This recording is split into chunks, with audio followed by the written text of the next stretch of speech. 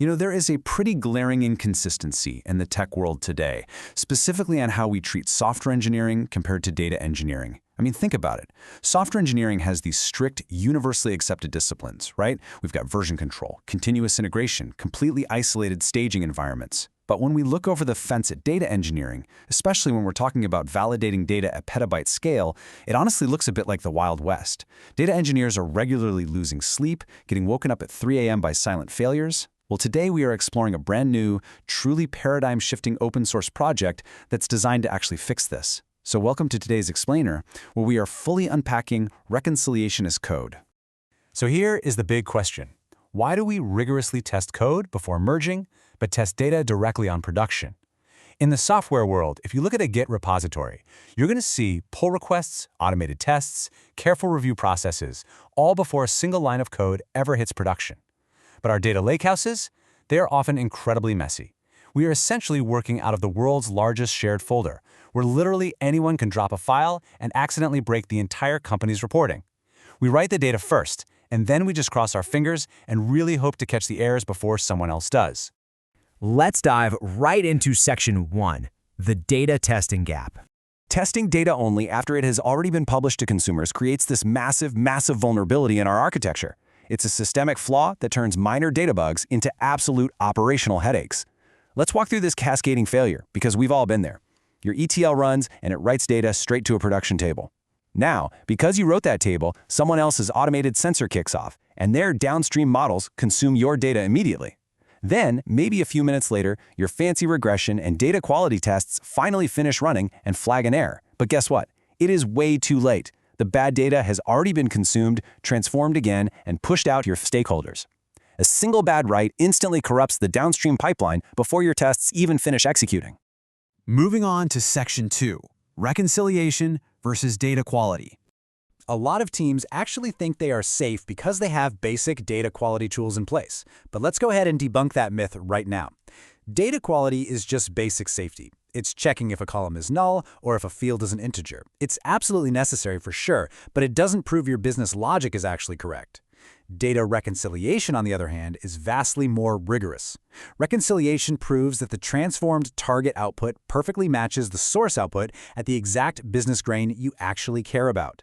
Did we drop any records during the migration? Did the revenue metric change during the transformation? Reconciliation answers those questions.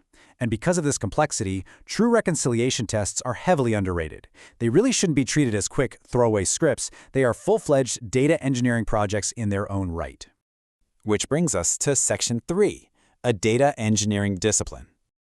The architectural solution to all this chaos is what we call reconciliation as code. There's a great quote from the Recon open source project that establishes exactly what this framework is all about. It says, reconciliation logic is version in Git, readable by humans, executable by a CLI, and evidence-producing. We are talking about replacing those scattered, one-off SQL scripts and manual spreadsheet comparisons with a rigorous, testable framework. This isn't just a pile of ad hoc scripts you threw together, it is a meticulously architected system for continuous validation. So, everything in the Recon framework centers around one main idea, the equivalence contract. Basically, this is a declarative file that dictates exactly what it means for a source and a target to match. It defines the business grain, like, say, 1 row per customer per month. It defines the key columns that uniquely identify those rows. And it clearly maps out exactly how metrics should match up. It is the durable, version-controlled definition of truth between two systems. Now, beyond those contracts, this framework uses what are called check packs. For example, Recon Core.basic equivalence. Instead of writing out a dozen different rules by hand, you just invoke this pack, and it automatically expands into tests for missing keys, extra keys, duplicate keys, and row counts. It's brilliant. Then we have adapter capability declarations, which tell the framework exactly what the underlying database can safely support. And finally, there's explicit execution planning, where the framework compiles your intent into a strict plan before it ever even touches the database. All right, Section 4, reconciliation as code. The true power of this framework is the strict separation of concerns. Recon Core defines what to compare, while adapters define how to safely query it. This is a really brilliant architectural boundary. Recon Core compiles your equivalence contracts into typed operations. It handles all the semantics. but it doesn't actually know how to talk to Snowflake or Postgres or DuckDB.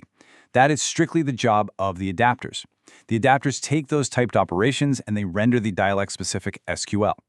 And this means the framework can grow and scale without becoming horribly bloated with every single database driver on the planet. Let's look at Section 5, how Recon actually works. This framework is heavily CLI first, and it operates in 3 strict phases. Step 1 is Recon Parse. This simply reads your human-readable YAML contracts and validates the structure. Step 2 is Recon Compile. Here, the framework expands your check packs, resolves sampling policies, and builds a strict typed check plan, which makes all those hidden assumptions totally explicit.